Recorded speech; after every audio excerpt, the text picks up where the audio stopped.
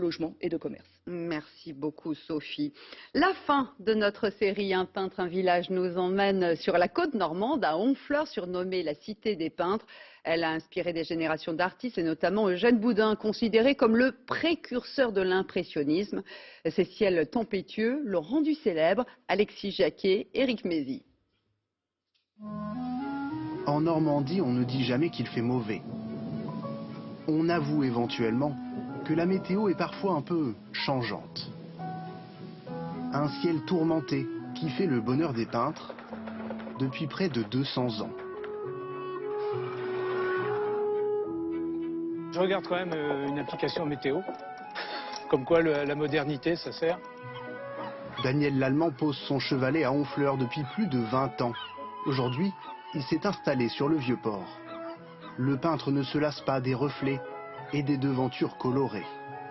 Alors disons-le, aujourd'hui il fait gris. Mais ici, même un ciel gris n'est jamais triste. Pour moi, c'est un bon ciel pour peindre. Il y a des nuances de gris qui sont fantastiques. Vous voyez, là, il y a l'arrière-plan, là. Même, regardez ce gris au-dessus des maisons, là. Ben, ce gris est très intéressant. Ce gris-là, comme on dit, je le garde.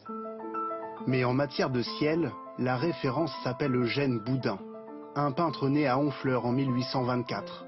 Autodidacte et radical. Il abandonne la peinture académique pour se concentrer sur la lumière et les nuances.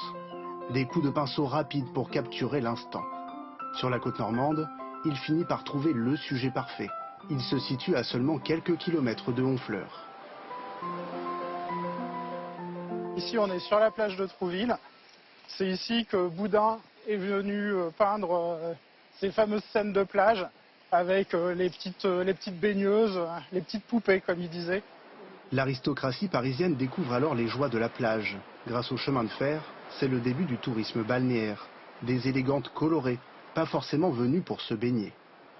Une station comme Trouville devient surtout un lieu de rencontre et de sociabilité. Les gens discutent, les gens se rencontrent, on se montre dans ses plus beaux atours.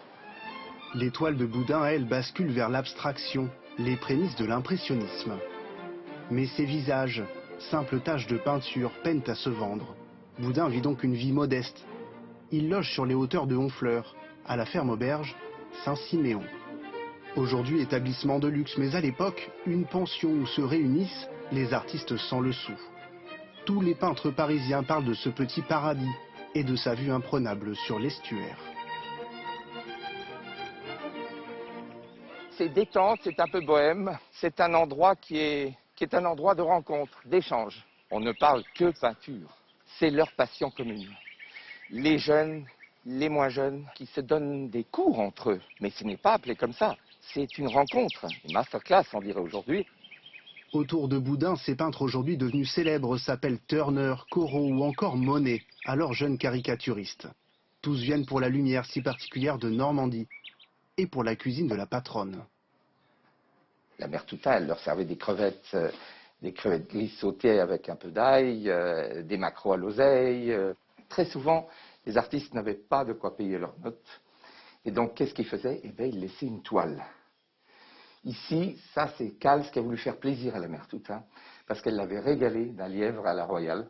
Et donc, il lui a peint ce tableau qu'il a laissé en partant. Elle aimait beaucoup, surtout ces petits peintres, qui étaient un peu ses enfants. Boudin, l'enfant de Honfleur, aura passé sa vie à raconter les ciels torturés de son port d'attache, jusque dans ses derniers instants. Lorsqu'il se sent partir, il est à Paris. Il demande à être transporté d'urgence en Normandie. Il veut mourir comme il a vécu, face à la mer.